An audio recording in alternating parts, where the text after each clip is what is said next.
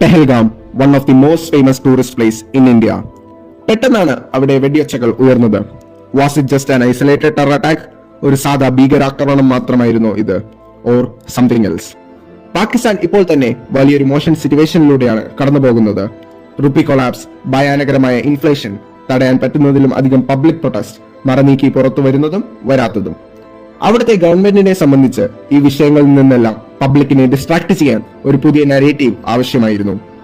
And that's when national sentiments were triggered. കുറച്ച് dark സോഴ്സസിൽ നിന്നുള്ള ഇൻഫോ പ്രകാരം പെഹൽഗാം അറ്റാക്കിന് വേണ്ടി പാകിസ്ഥാനിന്റെ ഉള്ളിൽ നിന്ന് തന്നെ AG ഗ്രൂപ്പിന് സപ്പോർട്ട് ലഭിച്ചിരുന്നു. പക്ഷേ ഇതിലും കൺസേണിംഗ് ആയ വേറൊരു ഇഷ്യൂ കൂടിയുണ്ട്. The mystery of China's involvement in Pahalgam's attack. Remember, China billions of ഡോളേഴ്സിന്റെ ഇൻവെസ്റ്റ്മെന്റ് ആണ് പാകിസ്ഥാനിൽ നടത്തിയിരിക്കുന്നത്, from highways to power projects under CPEC.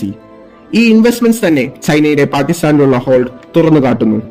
ഇതോടൊപ്പം റീസെന്റായി ചൈന ഈ വിഷയത്തിൽ നിഷ്പക്ഷമായി നിന്ന് പാകിസ്ഥാന് പൂർണ്ണ സപ്പോർട്ടും നൽകാമെന്നും പാകിസ്ഥാൻ വിദേശകാര്യ വക്താവിനെ അറിയിച്ചു.